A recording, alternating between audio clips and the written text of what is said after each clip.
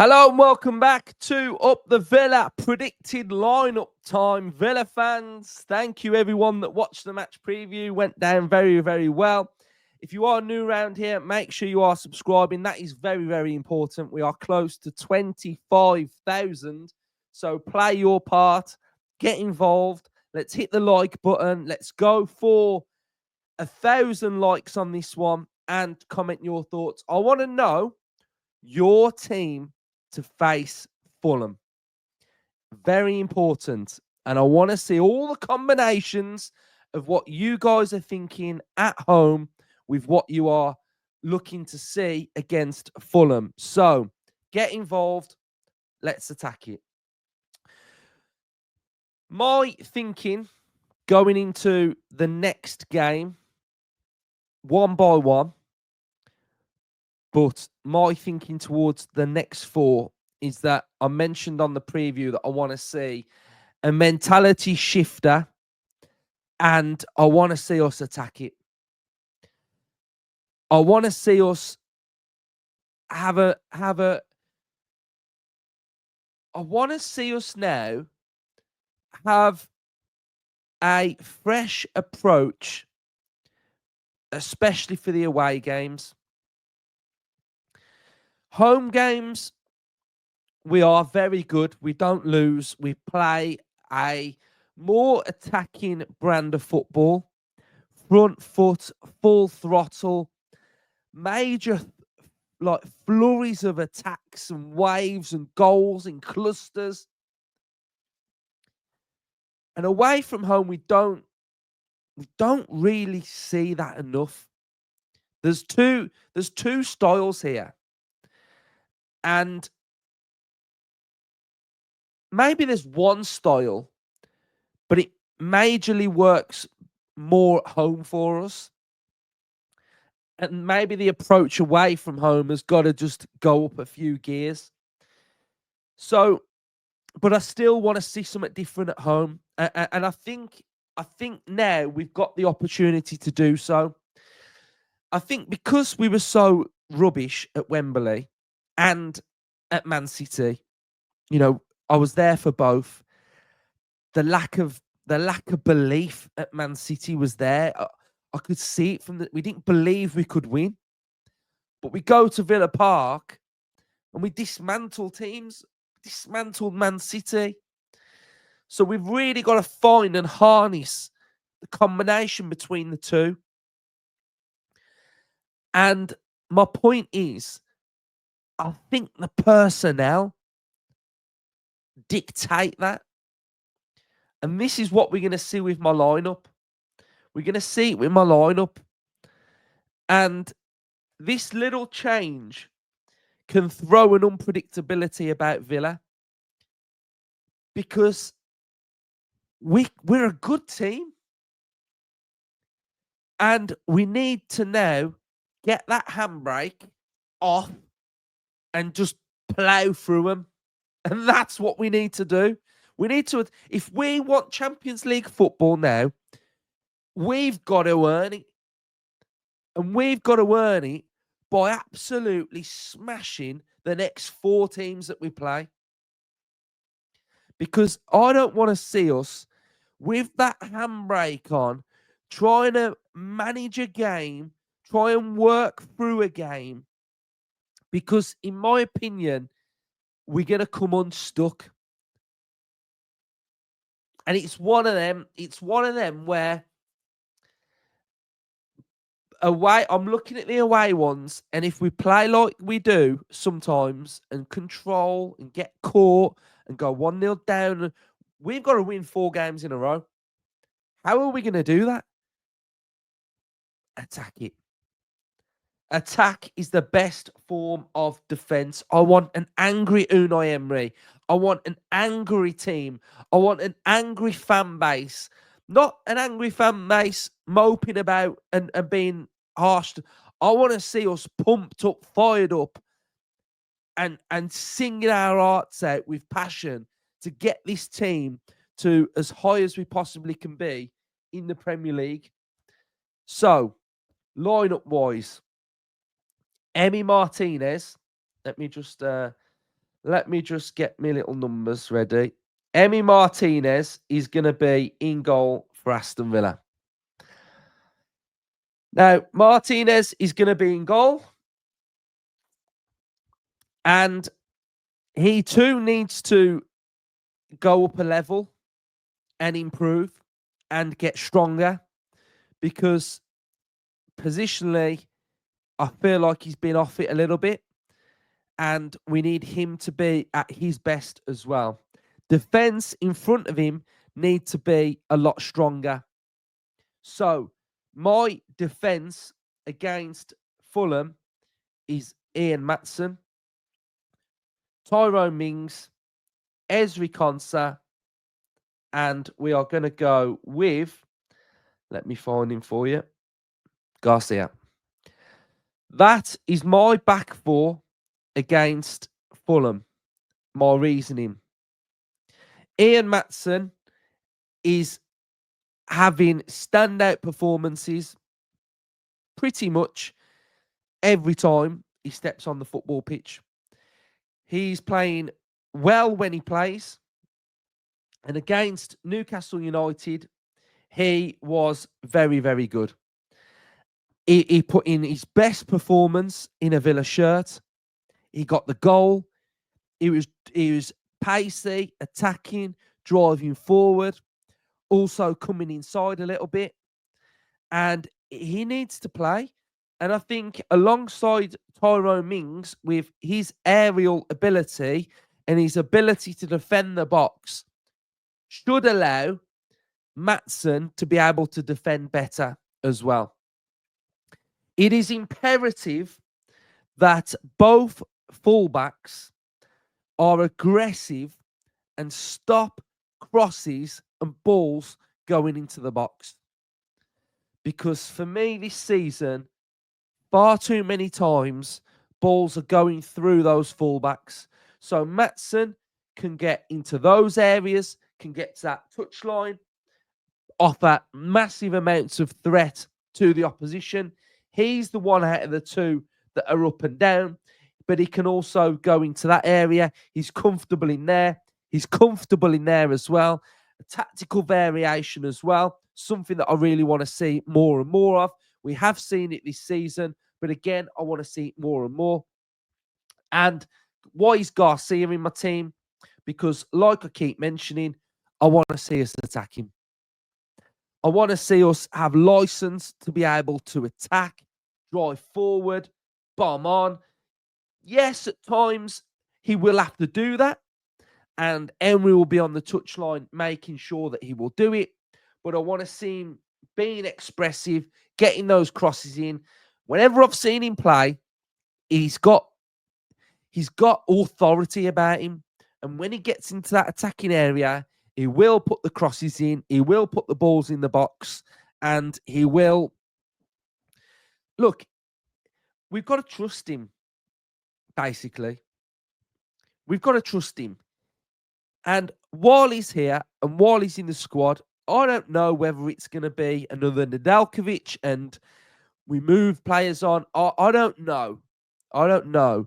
But from what I've seen, I really like what I see from him. Just trust him and play him at home. So, yes, he'll be up against Robinson, or he won't be.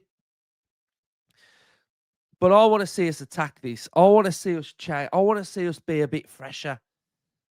I don't want to see Cash cutting in and being on the halfway line. It's time to open up a bit. So that is the defense that I am going with. Double pivot is an interesting one. But because I'm playing with Garcia, then Kamara has got to play. Because if Garcia goes forward, Kamara drops in there, makes up a back three, and we're looking like that. So that is, in essence, what my midfield and defence are going to look like on build-up and the way that we're playing. On the left-hand side, I am going with Jacob Ramsey. He played really well in the return game against Fulham. So, again, ball carrying ability. he really does work and help out and defend well and protect his fullback. So Ramsey gets the start for me as well. Up front, Marcus Rashford is out pretty much for the season. So Ollie Watkins is going to be leading the line for Aston Villa. We are going to go with Morgan Rogers, who, guys, if I see Rogers on the right, I'm going to be fuming. Rogers off Watkins. They have got a bit of an understanding. So the two play together. And on the right, for me, it's a toss-up between two. Marlon or Bailey. Again, Bailey was the best Villa player on the pitch against Palace. So Bailey will be starting, or it will be Marlon who will be playing on that right-hand side. If I had to pick, then I imagine he's going to go with Bailey because he plays Marlon down the middle mainly. So, again, it would look something similar to this. Garcia will have an out ball to Bailey. Bailey will be able to stay out wide. Garcia can sort of underlap or overlap, but offer that threat at the same time. He's got options that are through there. We can look something similar to that. We'll have those two close together anyway. And then we can look more like that. So having that out ball of Bailey is massive for the system because it allows us to have width on the right-hand side, and then your width comes from the left-hand side with Ian Maatson at the same time. So Bailey, Marlon on the right, that is my team. That's how we attack it.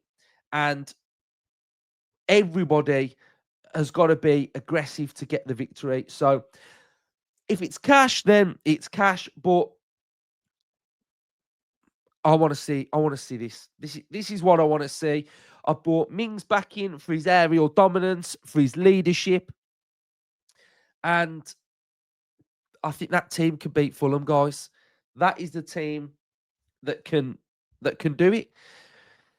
We've got to harness a bit of that pain that we're feeling from Wembley and use it as ammunition to be able to get the victory. That it's a thing where we cannot lose. We have to win, and the importance is there to win.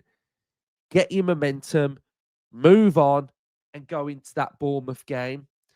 And again, thinking about Villa away from home, don't allow the opposition to have those traps and those areas where they want us. And this is why I've picked this team, because why I've picked this team is because I actually feel like the opposition are happy at certain times for Villa to be in these zones where, and this is, some other things that I spotted from the weekend, is that what teams will do now is they will shut out. So I'm just going to quickly just put these players in here for you. So what they will do is they will decide to shut out central areas of the pitch. So they will sit more narrow like this. They will jump on Kamara. They will jump on Tielemans to stop the ball being able to go through central areas. Now, what this means, and we'll be professional, guys. What ball should we have? Let's go with this one. So what they'll do is, because this middle of the pitch here is completely shut out, what does it force Villa to do? It forces Villa to, once we don't want that, it forces Villa that once we go here and we've got no wide player, so imagine this was Rodgers had come inside, hadn't he? You'd got Asensio that was playing inside at the same time as well. Where's all my team disappearing to? We'd got Asensio in there as well, so he was quite central. And then we've got Konsa. Let's put Konsa back on. So here we go. So Villa are quite narrow. Rodgers wants to come inside here, and the opposition have got their fullbacks and defenders as well. So they've shut out the middle, forces Villa to go into this area through here. We then get shut out. Everybody moves across. We've got no ball into the attacker. We've got no out and out width. You know, if you did have, say, a Bailey or a Marlon, you can put the ball to them. They will either drive, go forward, but because we didn't have that, we go in centrally. So there's nothing on there. What do Villa do? Back. Okay. And everybody moves up. We then might have a striker for Palace, which was Mateta, and you've got Eze at the same time, who are then starting to press through there. We then go back. Then Emi Martinez has the ball there with his foot on the ball. And then their shape looks like this. So we've gone from a phase where we're on the left or the right-hand side in a decent position with Cash, who we could go forward, but because everything gets blocked out, we go back. Martinez has the ball. What does Martinez do? Could pump it long. Ball gets back to Palace. We retrieve the ball. We then go back to this cycle here. We then go back. We go back. We play a risky pass. We lose the ball on transition. Boom. Isolated. And then we're conceding goals. So the point I'm trying to make is we need a shifter in the next 4 games to stop this pattern happening, because teams are cottoned onto it now. They know what we're going to do. They're comfortable with him to have the ball, because what's going to happen is if you're 1-0 down and your goalkeeper's standing on the ball like that, there's no point. So for me, I want an attacking fullback here and an attacking fullback here. I want more pace, more power, and more energy and attack these games. Because I think teams now are thinking, do you know what? Villa are a very good team. Villa can beat us. But if we give ourselves an opportunity to set a little trap, to be more compact ourselves, to allow Cash to have the ball, because, you know, at the end of the day, guys, I'm not hammering him here. But what I'm saying is, if they know that he's not going to go forward, then they are comfortable with him having the ball, because they can set up their shape, because they've got all the data now that will say, how many times has Matty Cash played a progressive pass? How many times has Matty Cash beat a man? How many times has Matty Cash got to the byline? And if all this data is suggesting that he doesn't do it, then they will know that they can get in their shape, block off passing lanes, and we will go back to the goalkeeper. There's too much data now. So this is why I'm saying play someone like Garcia to give him the outlet to be able to attack. Put Bailey in the starting lineup now. Put Marlon out there, because we need that unpredictability. And I think this is the main point that I'm trying to make. We are at what, 35 games or 35 are we? Or 34 games played.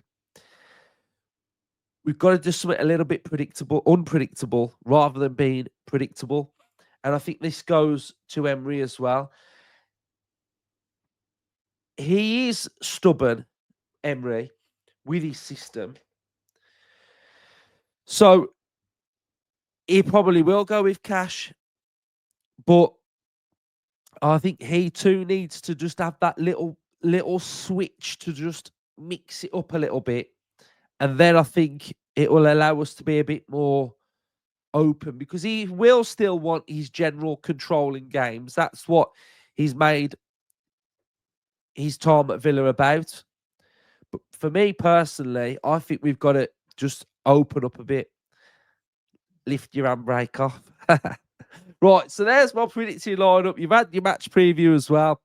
Opposition preview will be out tomorrow as well. So hopefully you've enjoyed this episode. If you can, comment, like, subscribe. Highly appreciated.